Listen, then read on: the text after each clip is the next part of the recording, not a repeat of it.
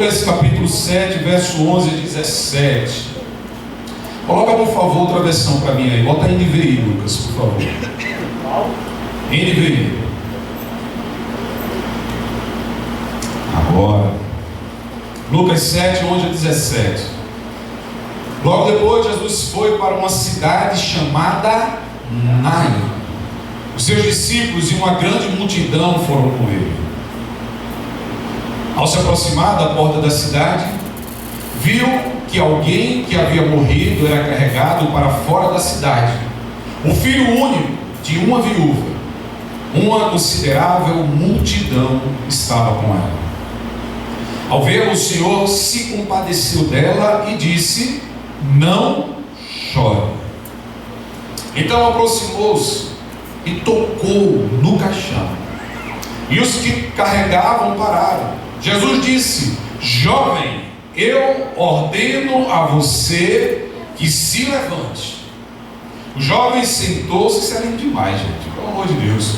O jovem sentou-se e começou a falar, e Jesus o entregou. Algumas versões vão dizer, o restituiu à sua mãe. Todos ficaram cheios de temor e louvavam a Deus. Isso é sobrenatural, glória a Deus por isso. O grande profeta levantou-se entre nós, diziam: Deus interveio em favor do seu povo. Essas notícias sobre Jesus espalharam-se por toda a Judeia e regiões circunvizinhas. Amém. Coloca o banner para todo mundo ler comigo. Vamos lá. 1, 2, 3. Não chore mais. Eita glória. Verso 13 diz assim: ao vê-la, o Senhor se compadeceu dela e disse: não chore, quem cuida de você não dorme. Levanta, tem muita gente que te ama. Deus mandou te dizer que vai acontecer. Deus mandou te falar que tudo vai passar. Quantas vezes nós já choramos na vida? Chorar faz parte de viver, viu? Só chora aquele que vive. Quando a gente fala de lágrimas, é certo dizer que há lágrimas de alegria. Quem nunca chorou de alegria? É uma vitória, uma conquista, sucesso, é algo bom que acontece, é um filho que nasce, é um matrimônio, e a vida tem nos dado motivo para chorarmos de alegria. Mas também há as lágrimas de dor, de angústia, de perdas, de tristeza, de saudade. Alguém já disse que saudade é algo que molha os olhos. Houve um estudo na Alemanha, do Instituto Universitário Alemão, que descobriu algo que ninguém podia descobrir na vida. Olha o que eles descobriram: que as mulheres choram mais do que os homens. Ele divulgou que as mulheres choram de 30 a 64 vezes por ano. Olha isso. Olha os homens, de 6 a 17. Esses coração duro, carrancudo. Chorar faz parte. Homem que é homem também chora, viu? Disse que os homens choram em média 4 minutos. A mulher 10. Eu sou chorão. Quando eu era pequeno na escola, todo mundo me chamava de chorão. Ah, vem o bebê chorão, me apelidavam, me aperreavam, porque eu choro com tudo, gente. Eu chegava na escola todo beijo, depois de assistir aqueles filmes da sessão da tarde dos Trapalhões, contando, eu chorei muito com o menino. Aí o povo não achava graça, eu ficava, chorando. Eu chorava em festa de família, testemunho, casamento. O que você fizer na minha frente, eu me derramo para chorar. Quando a gente é criança, a gente chora por tudo, não é assim? Criança chora de tudo que é maneira. Primeiro ela chora por força do seu egoísmo, porque criança é egoísta. Então quando ela quer algo, ela chora. Quando ela não quer algo, ela chora. E aí a gente vai crescendo, e quando a gente fica adulto, a gente passa a ser mais racional. A gente olha para o choro de uma criança, não consegue entender, acha que tudo é bobagem, mas não é. É a vida dela, é a história dela, é o mundinho dela, é aquilo que ela acredita. Por isso, assim como eu e você choramos em nossa racionalidade, a criança chora em meio à sua infância. Agora, o mesmo estudo nessa universidade na Alemanha identificou que até os 13 anos, ou seja, até a adolescência, não há diferença.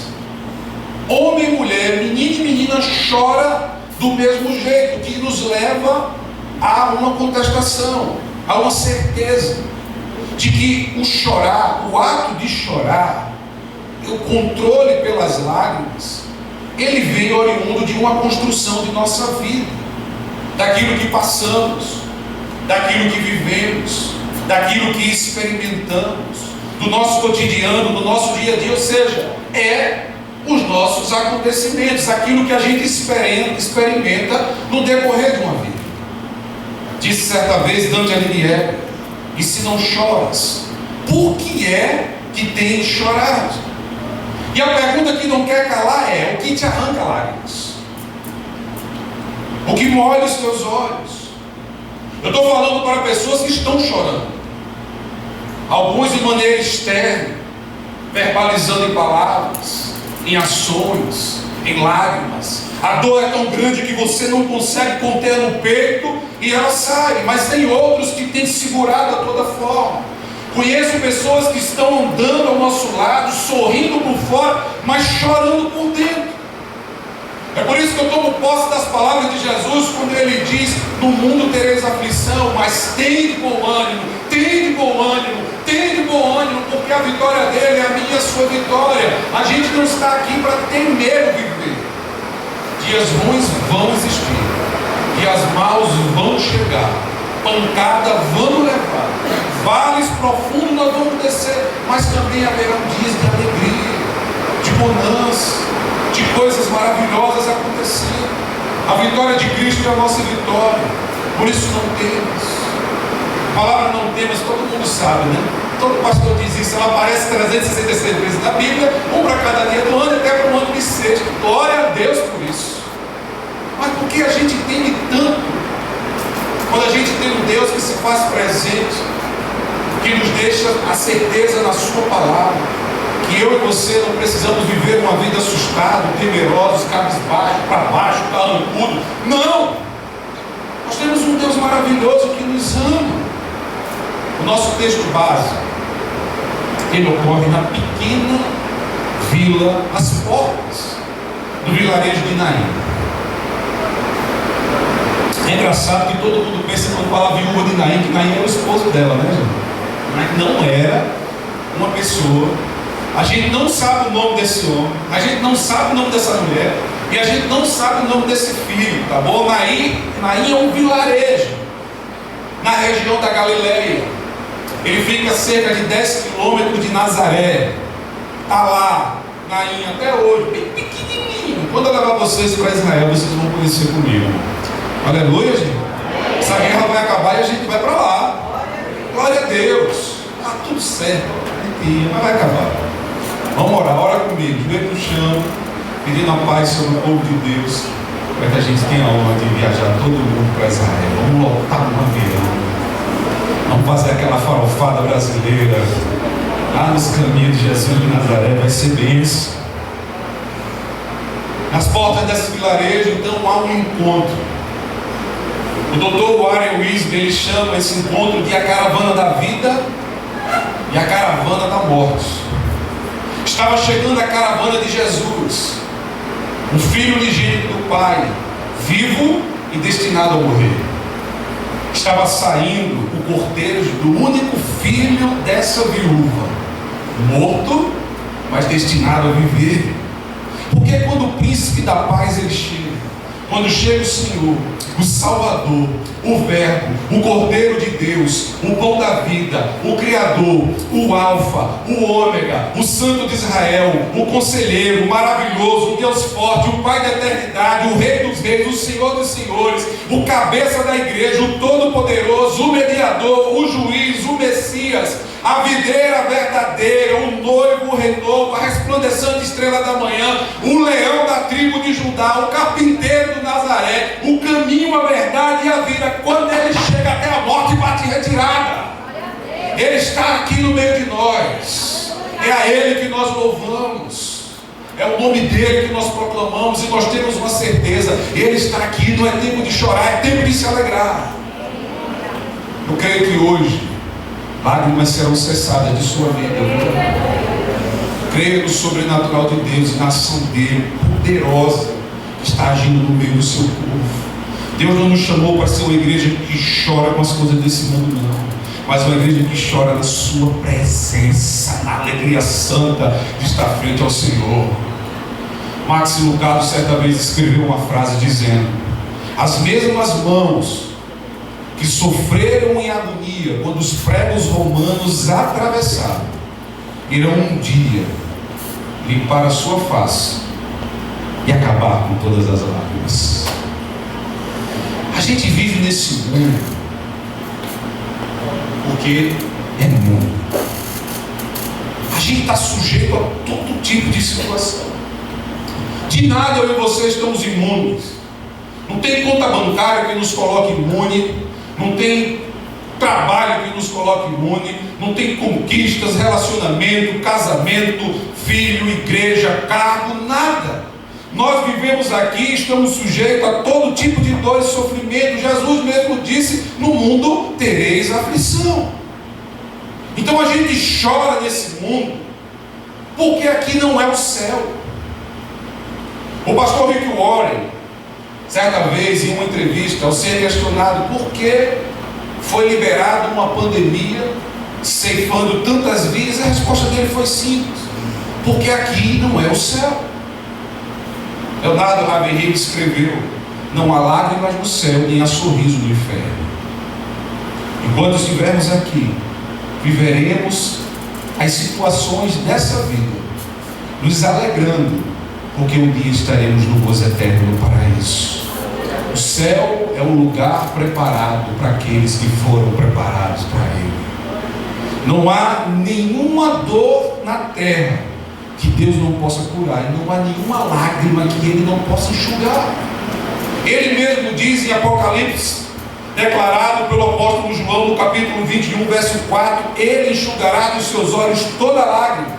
Não haverá mais morte, nem tristeza, nem choro, nem dor, pois a antiga ordem já passou, as coisas velhas para trás ficaram, a vida antiga terminou, eis que tudo se faz novo. Quando a gente olha para a vida dessa viúva, a gente vê dor, sofrimento, angústia, problema. Você não tem problema não. Você não tem noção do que era ser uma viúva naquele tempo. A mulher estava destinada à tortura, viver mendigando, não tinha mais nada. A única esperança dele era esse filho. O filho morreu, acabou-se. Ela era a cara do problema, da desilusão com a vida, da desesperança. Não tinha mais o que fazer. Se perdeu o marido, já tinha sido uma desgraça imensurável. E agora? Perdeu um filho. O verso 12 vai dizer: ao se aproximar da porta da cidade, estava saindo ao enterro do filho único de uma viúva, e uma grande multidão da cidade ia com ela. Essa mulher vivia uma vida de dores. A primeira dor era a dor do passado, a morte do seu marido, a morte da sua segurança, a morte do seu grande amor, a morte do sustento daquela casa, da coluna daquele lar. Um lar de pé precisa ter um homem dentro, um homem de caráter, de verdade.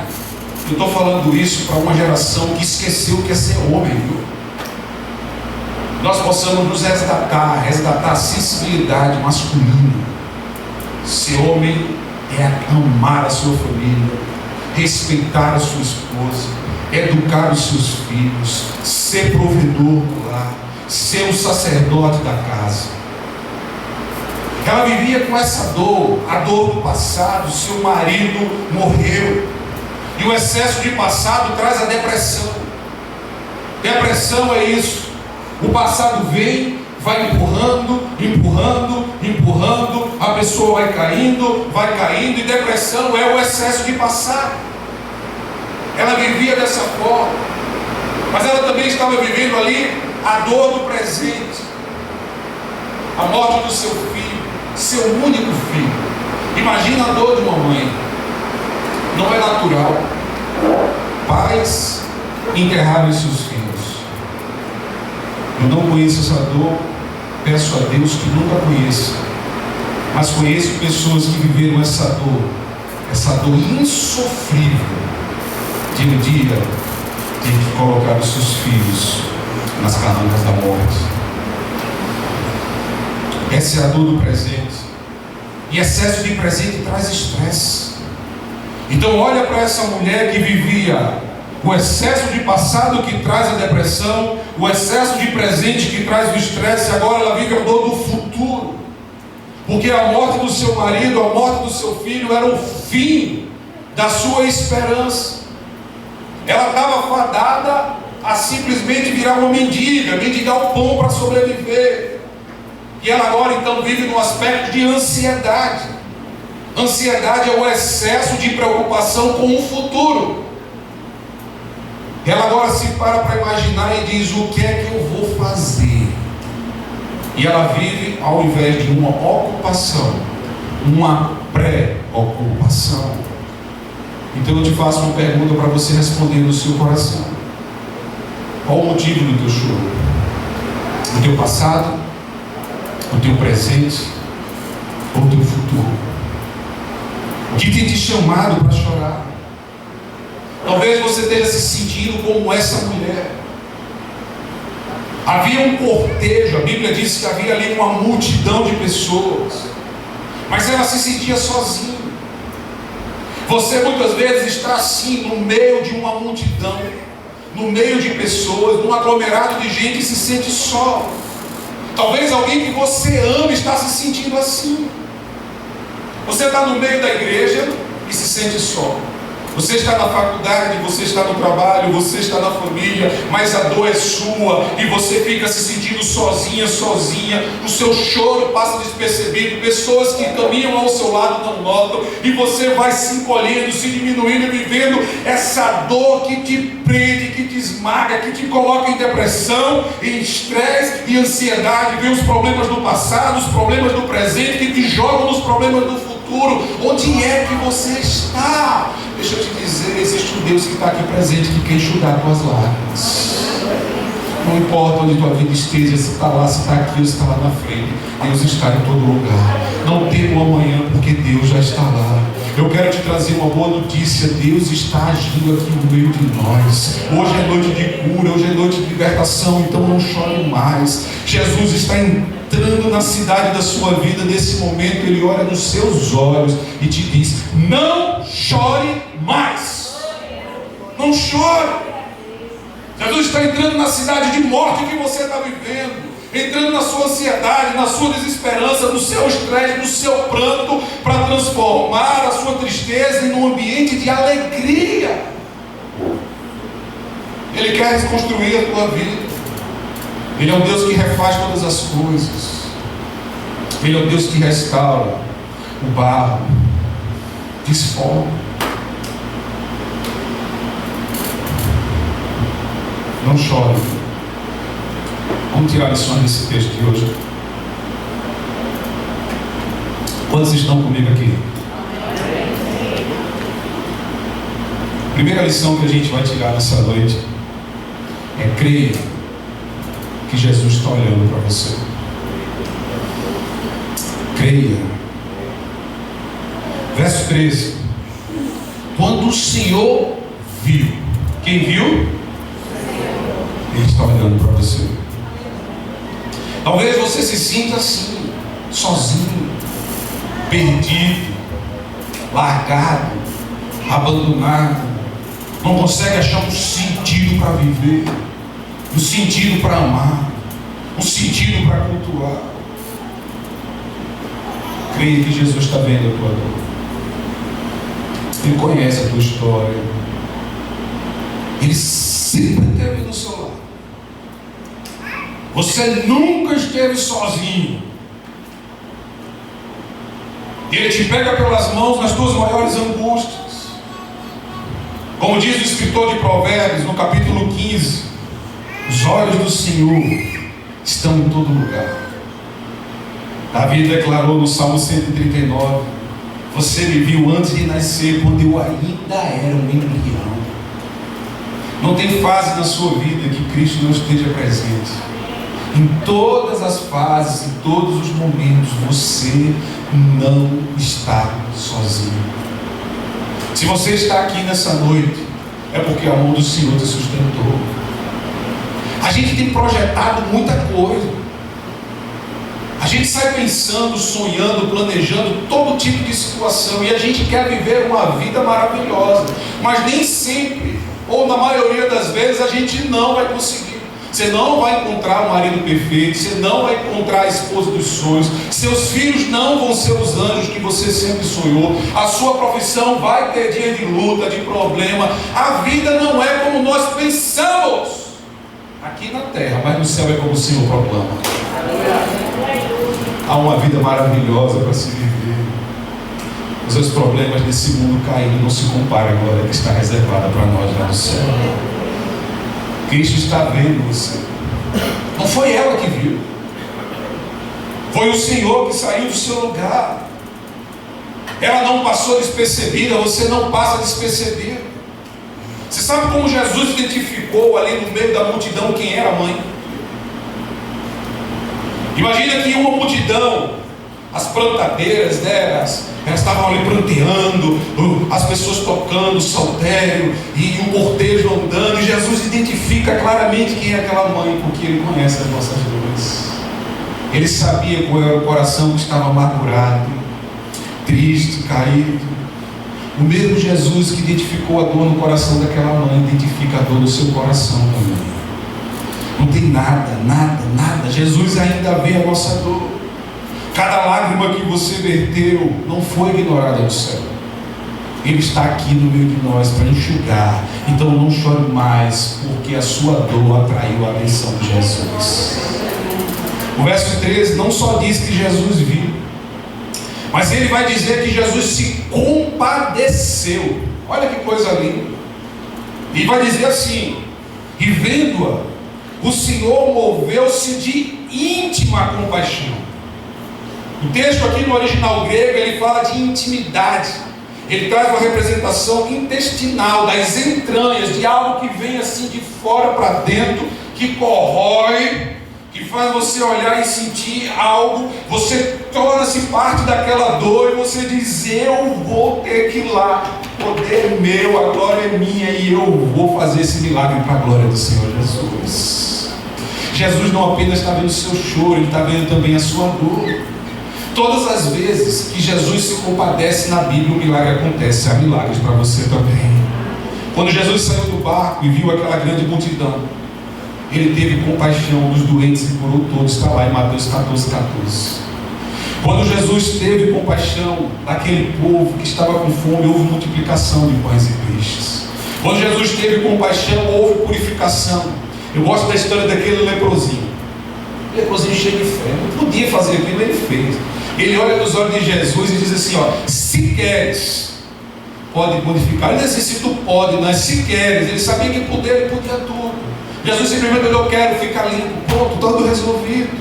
Jesus teve compaixão, houve restauração da visão, quando ele encontra aqueles dois cegos ali em Jericó. Não chore, Jesus te viu, moveu o seu coração, e se prepare que tem um milagre sendo derramado na sua vida.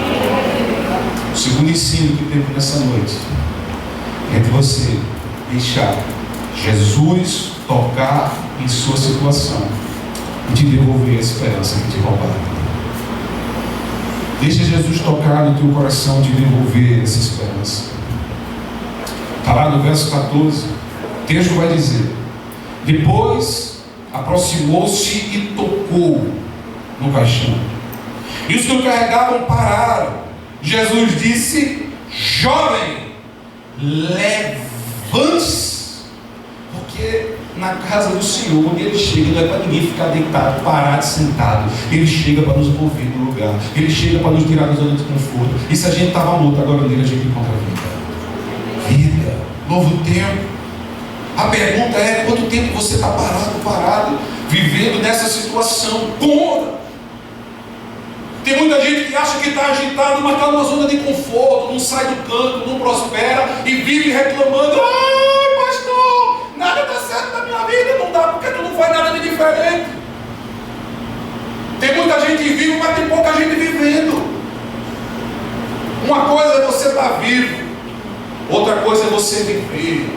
Deus nos chama para vivermos com Ele, vivermos em alegria, não em tristeza, não chega em lágrimas, na depressão, tristeza, ansiedade. Não! Quando Ele chega, eis que tudo se faz novo. Glorifica o nome dEle.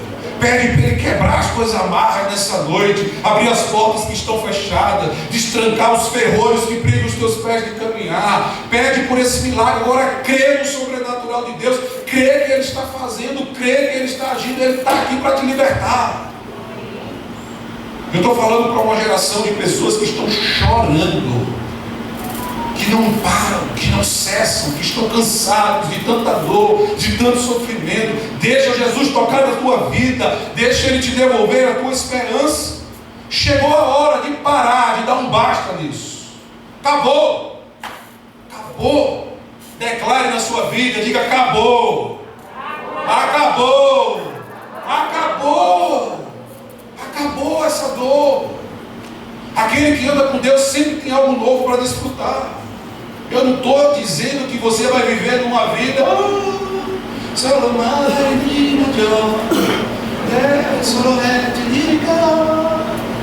ali você cachorro. Olha o Bíblia. Não, vai ter problema. É bronca viver. Quem disse que era fácil mentiu para você. Mas com Cristo você transforma a sua pior semana numa semana santa. Ele tem o poder de restaurar todas as coisas. Para viver o novo de Deus, você precisa declarar que o velho chegou ao fim. Eu vou repetir. Para você viver o novo de Deus, você precisa declarar que o velho acabou. Apresente a sua situação de morte a Jesus. Apresente os seus planos que foram frustrados a Jesus. Qual o sonho da sua vida que parece que morreu? Não morreu. Coloca nas mãos do Senhor. Ele tudo pode. Quantas vezes eu já trouxe aqui um momento, uma pregação de Martin Luther King Jr., quando ele diz que possuiu muitas coisas, mas tudo aquilo que ele guardou nas suas mãos ele perdeu.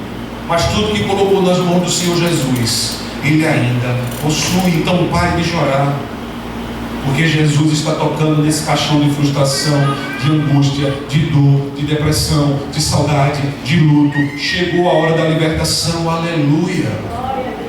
Lembra de onde você veio, aonde que você chegou. Lembra de todos os livramentos que você já passou. Não era para você estar aqui, mas Deus falou assim: esse aí vou levantar, e quando eu colocar as mãos eu vou abençoar. Eita glória! O verso 15 vai dizer: ele se levantou. Olha que coisa linda. Ele sentou-se e começou a conversar. Quando Jesus chega, meu filho, a morte parte em retirada, o defunto se levanta. A tua depressão vai embora, a tua tristeza vai embora, as tuas lágrimas vão cessar. Jesus chegou. E o melhor de tudo, tudo aquilo que você pensa que perdeu, Ele restitui. O verso diz que Ele entregou Você consegue imaginar a cena? Para comigo para pensar. Para comigo. Olha para mim. Jesus chega para você e te devolve a tua esperança, a tua vida, aquilo que disseram que ia tirar de você, aquilo que tentaram roubar. Ele devolve a tua paz, a tua serenidade, Ele devolve o teu juízo, Ele devolve a tua alegria, Ele devolve os teus recursos, Ele devolve a tua empresa, Ele devolve o teu emprego, Ele devolve todas as coisas que a vida te roubou. Ai, queridos, a vida chega, a morte bate em retirada. Jesus está levantando nessa noite um novo tempo para a gente viver. Aquela mãe viúva carregava a desesperança, a dor, a frustração, mas o impossível tornou-se realidade.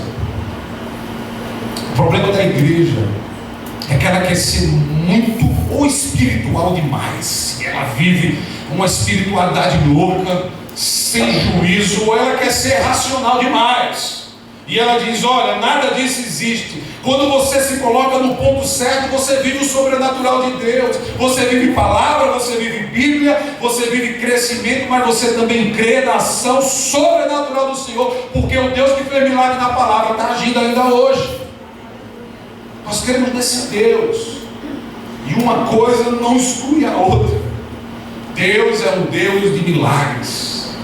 Ele está aqui nessa noite. Eu não sei qual milagre você tem orado, mas eu estou orando para que Deus tire do teu coração toda a dor, tudo que te prende de viver o melhor, o sobrenatural que Ele preparou para a sua vida. Nós vamos ser uma igreja poderosa, uma igreja que incendeia essa cidade, uma igreja que inspira, uma igreja que faz a diferença. Quando nós formos um povo curado, um povo que vive o sobrenatural, que crê no sobrenatural, um povo que não abre mão de estar na presença do Senhor, um povo que decide viver uma vida de intimidade com o Senhor Jesus, um povo que conhece Ele, que senta e conversa com o Pai. Nós precisamos disso para sermos um povo poderoso, não um povo que chora. Ele te diz nessa noite: não chore mais, dobre os seus joelhos, converse comigo e eu vou enxugar as tuas lágrimas. Agora nós precisamos voltar para esse ambiente, um ambiente que nos leva ao secreto com o Senhor, um ambiente que nos faz queimar com o Senhor. Sabe por que a igreja está tão louca? Porque hoje em dia a igreja é uma igreja de internet. Não tem mais norte, não tem mais rumo.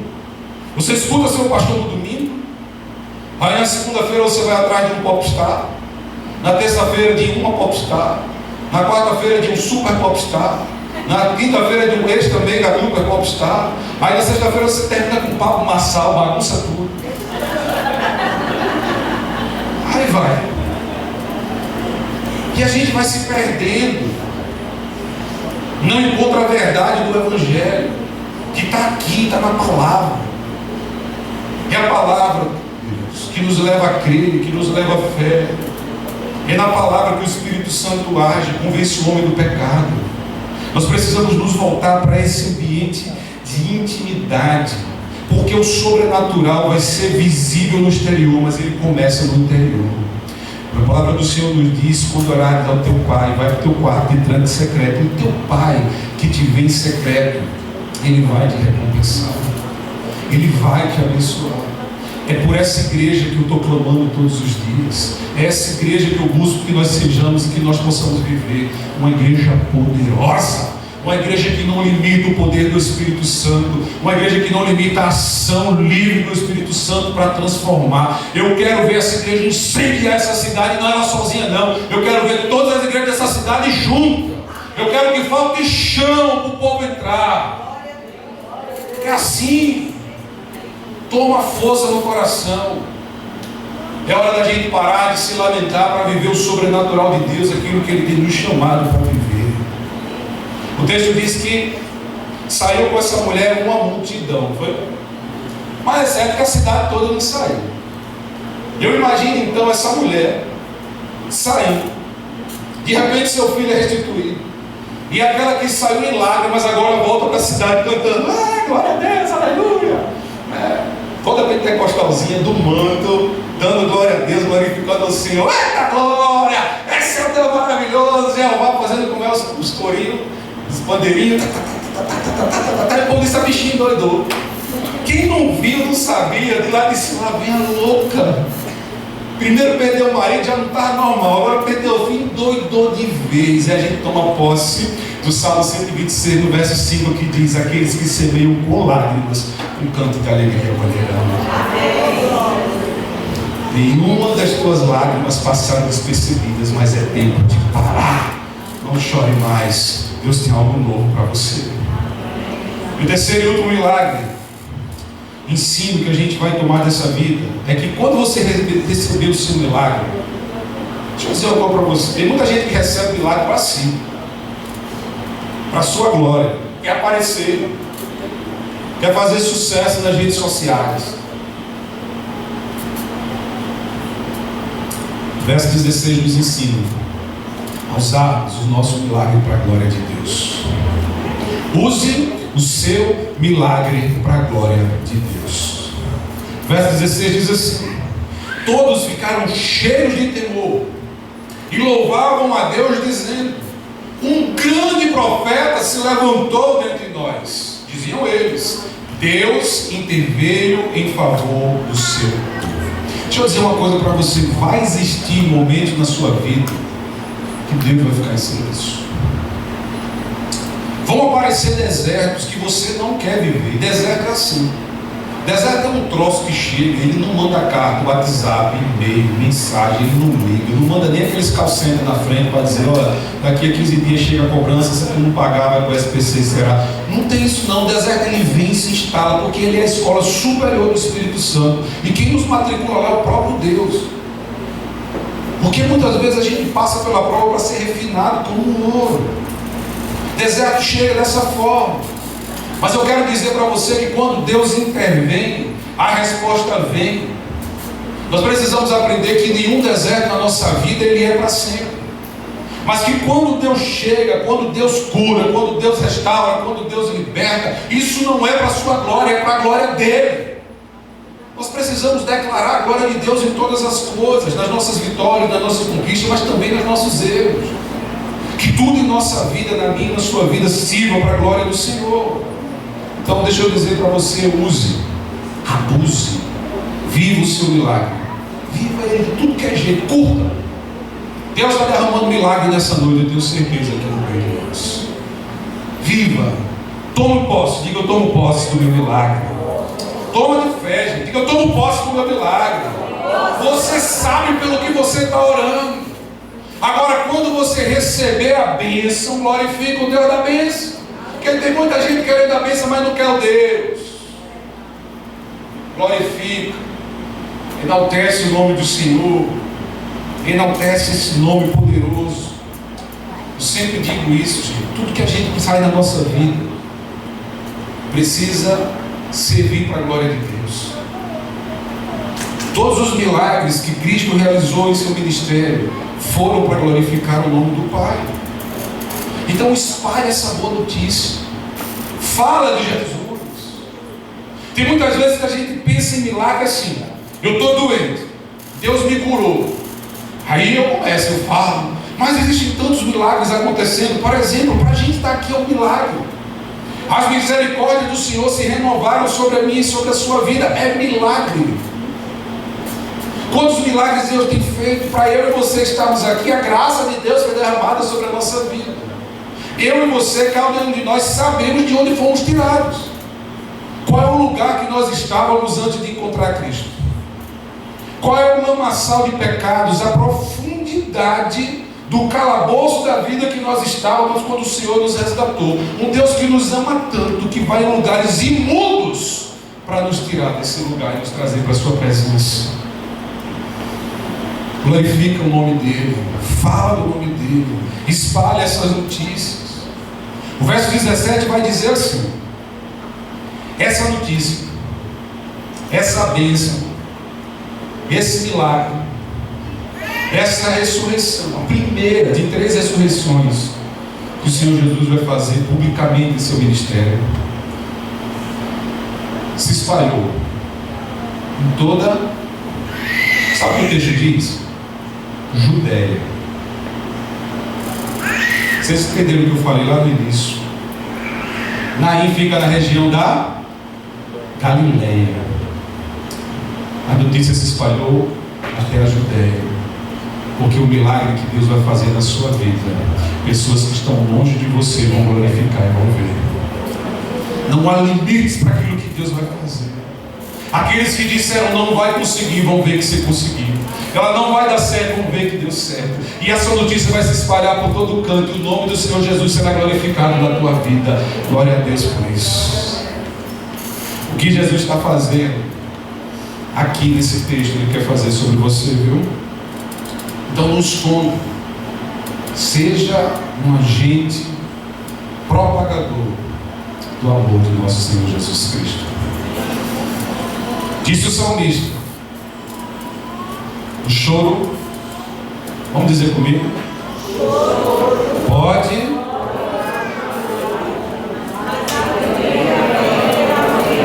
Vamos falar todo mundo junto mais uma vez. O choro pode durar uma noite, mas a alegria vem pela manhã. A noite já passou. Um novo dia vai agora. Eu assistia hoje as Crônicas de Nárnia. E eu ouvi uma frase da pequena Lúcia, quando ela diz assim: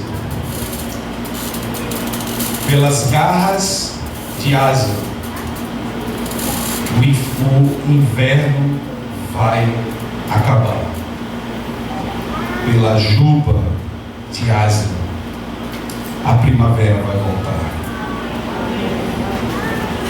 Pelas mãos do Senhor, a noite vai acabar.